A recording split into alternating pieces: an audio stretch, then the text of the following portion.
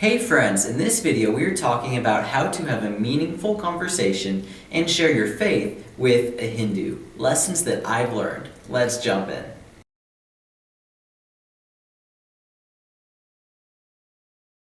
Now, as you may know, this past summer I got to spend some time in South Asia where I got to learn about many different religious perspectives, including Hinduism, Buddhism, Islam, Sikhism, many different worldviews, which is very fascinating. Great time just getting to learn from these people about their religions, their values, their traditions, their rituals, what matters to them. And so that's why I'm making this series on how to navigate conversations and truly have positive conversations with people who hold views very different from your own. So today we're talking about Hinduism, which is very broad. So you might be a little scared, how do I talk to Hinduism? It seems so different from anything that I've experienced or believed myself, but I still want to learn about it. I still want to talk to these people. Ultimately, I'd love to share my faith with them, how I've found hope. And that's going to be what this video is about, lessons that I've learned to have these positive conversations with people with very different views and backgrounds and understandings of the world. And of course, this is coming from me, a Christian, coming from a Christian perspective, of wanting to share my own faith and the hope that I found in Jesus. But let me just say, if you're watching this video and you're not a Christian, stick around till the end of the video. You'll find many useful tools to navigate these conversations and really get the most out of these conversations with people who have very different views from yourself. So I hope that you find this beneficial for yourself in having these conversations. Now here's the thing about Hinduism.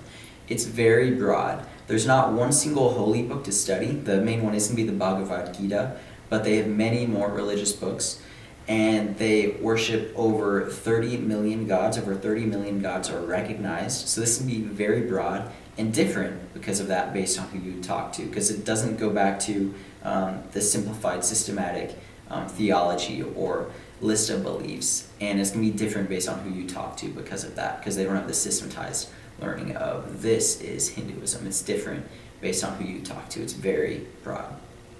That being said, you can still learn a lot about Hinduism, and it's not going to be from any specific expert on it, because I don't think such a thing exists because it's so broad. It's going to be from having these conversations with Buddhists. So to have these conversations, I just want to say you don't need to read a ton of books. You just need to have a few tools that you can use to really navigate these conversations, ask good questions, and truly see where these people are coming from and what they believe, how they practice that in their lives, and what matters to them. So the first tool that I'm going to give you guys is be observant. In past videos, I've talked about having the heart of a learner, and in Hinduism, it's going to go above and beyond that. It's not just wanting to learn from these people, but it's having to also just take in a lot more that you usually wouldn't notice. Be a curious person and let that curiosity overflow into your observations.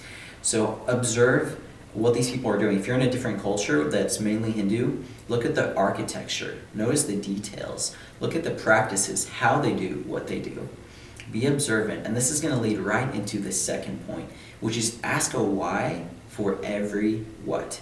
Ask the question why and how for every what. So it's not just about observing the details and what they do, but it's going to be asking how they do it specifically and why they do it. That's going to lead you right into religion. So imagine, for example, that you're observing the hospitality of this culture of Hindu people, which they're very hospitable.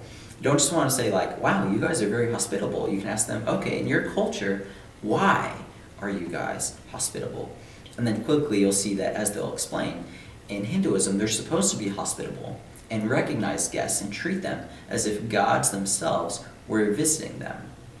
So you can see that by asking not just the what, but the why, it leads into so much more of a rich answer and where they're coming from, and not just what they do, but why they do it. Or another example would be, let's imagine that you see someone doing a ritual of worshiping or praying to an idol. Then you might ask them, why do you do that? And of course, that's going to be so much more of a rich answer than just, what are you doing? Why are you doing it? What's the story behind it? Hinduism is rich of stories of gods and heroes and interactions, myths and stories. So good to start asking why to get them to unpack those stories. And again, as I said at the beginning, Hinduism is very broad. There's no single book that's studied. There's no single expert that knows all of Hinduism because it is so broad. So make space for people to explain, okay, this is what Hinduism means to me. This is how I understand it. These are the stories that I know, and this is how it plays out in my life. Because there's no systematized theology on Hinduism. There's no systematized learning or catechesis on this is what I as a Hindu need to believe. Once again, there are over 30 million gods. There's several innumerable holy books that can be studied on Hinduism. So based on the person, their background, the type of learning they've had access to, the books they've had access to, the people that know about Hinduism that they've been able to learn from, it's going to be very different based on each person. And it's not that, oh, this person knows Hinduism, this person doesn't know Hinduism. It's just that broad. It's going to be different based on who you talk to. Different from other religions like Christianity or Islam or even Buddhism that's more concrete on specific core views and traditions and history. So make room for difference, but be willing to ask those questions to get under the surface of each individual person of, okay, what is this? Okay, how are you doing it? Why do you do it? What's this mean to you? Is there a story behind that? So that's going to be the first bit. Next is going to be more of the transition period into, okay, this is what I'm learning about you, this is what I'm understanding, this is what I'm getting from that. Now let's establish some common ground. And then after that, you're going to transition into you sharing what you believe. So common ground with a Hindu, a lot of that's going to be, Hindus want to bring everybody together. They want to say, oh, we're all the same, we're all climbing the same mountain, trying to find our way to God, forgiveness of sin, perfection, fulfillment, you name it. All humans are climbing the same mountain, even if we're on different sides. In the end, we'll all make it to the top at the same point together because we're really seeking the same things. So we're not different, Islam, Christianity, Hinduism, same. So that's going to be some common ground that you might be able to find. Like, obviously, I don't think we're the same, but you could say, you know what? I think there's truth to that. I think that, we're all born onto the same planet. We're all brothers and sisters on this planet. And in the end, we're all going the same direction, We're all going to die eventually, as depressing as that might sound. So we're all in the same boat.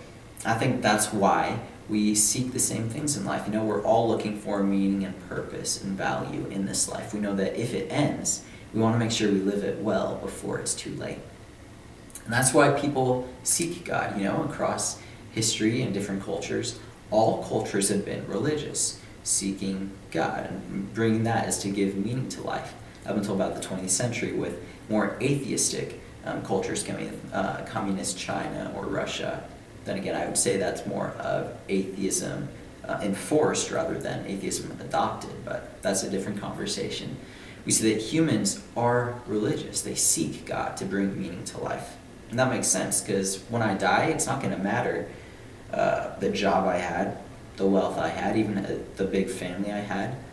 What matters is God, who created everything, and ultimately I'm going to see face to face one day.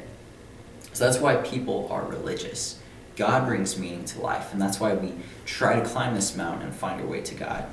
Now here's, again, where all humans are the same. We have the same problem. We see that God is at the top of the mountain, we're at the bottom. But because he's perfect, and humans are not perfect, we can never make it to the top of the mountain. It's like a water jug. If bison comes and poops in the water jug, it doesn't matter how much good water you add into the water jug, it will never be pure again because there's poop in the water jug. It doesn't matter how much good stuff you add, it will never be 100% pure again. So in the same way, it doesn't matter how many good works we do in trying to approach God, because he's perfect and we're not, we will never be perfect again. So we can't make it to the top of that mountain. That's why we're separated from God. And that's why many religions have this idea of sacrifice. A payment needs to be made to make us right before God, because he's just, he's holy, he's pure. So something needs to happen. And as it says in Bhagavad Gita, there's no forgiveness of sins without the shedding of blood. So that's why I, as a Christian, find hope in Jesus. In this story, God climbs down the mountain to us through Jesus, who lives the perfect life. He's 100% pure, no mistakes. And then he dies. He does the shedding of blood to pay for our sin. And then he rises again to show that the payment was made. He paid the price for our sin. The blood was shed, which means there can be forgiveness of our sin. as it says in Bhagavad Gita once again. And so that's why I, as a Christian, find hope in this, that because Jesus lived the perfect life, died to pay the price for my sin, and then rose again, if I believe in what he did and call on his name, because he is God, I can find salvation in him and come back into relationship with perfect God through the payment of Jesus. So that's why I am a Christian. I find hope in that I don't need to try to climb up the mountain. I don't need to do a million good things, because I realize I could never approach perfect God on my own. But he approaches me through Jesus and pays the price so that I can be made right with God. He climbs down the mountain so that he can take me up the mountain to himself. So you can see what I did there is I established common ground. We started with something that they would like hearing. And the important thing with that is that if you just start arguing off the bat, people are going to catch on to that quickly and be like, you just want to argue. I don't want to talk about this. But really, we should be able to have these meaningful conversations about the stuff that really matters. So start with common ground, something that we both see eye to eye on. You know what? You're right. People are all the same. We do all seek the same things. Maybe there's something to that. But realize that this is where Christianity is different from Hinduism. And no matter what your view is watching this video, that's going to be after you find common ground, then you're going to want to see, okay, we do have common ground. This is something that matters to both of us. This is something that's important to both of us. But where are we different? This is where Christianity is different from Hinduism. They're not same. This is where Christianity is different. This is why I'm a Christian. What do you think about that? And then, of course, after you share your faith as a Christian, after I share the gospel, I might ask, what about you guys? So Bhagavad Gita says there's no forgiveness of sins without the shedding of blood. So where do you find forgiveness of sins? Who shed their blood for you? Did Shiva do that? Did Brahma do that? Did Vishnu do that? How are you brought back into relationship with perfect God? So that's going to be how I would enter a meaningful conversation with a Hindu. First, just be observant. Notice stuff. It really is honoring to people when you notice stuff that might go unnoticed easily. Something that matters to them that you notice, and it's going to make them excited. It's like, yeah, you noticed it. So be observant. Notice stuff. Then ask them the why for every what. Don't just notice something. Ask them, okay, this matters to you. This is important. So don't just tell me what it is, Tell me why. Why do you do it? Why is it important to you? Get to the stories underneath the surface of the stuff that you see. And again, make room for people to explain to them personally, what does Hinduism mean to them? How does that play itself out in their life? You can't really do this with any other religion because other religions are more concrete in what the core system of belief is. But Hinduism is very broad, so make room for people to explain it themselves. It's okay if it's a little bit different from other people, because once again, many holy books, they recognize many gods, so it's going to be different. Then you're going to establish common ground, like I talked about. Find something that rings well with your own beliefs, something that you can recognize as important. And then from there, you can begin to explain what's different about us. The friendly foundation has been laid. You've learned from them. You've seen, this is similar between the two of us, but this is where we're a little bit different. And then you can share why you hold your belief, the hope that it's brought you. And then ask them, so why do you hold to Hinduism?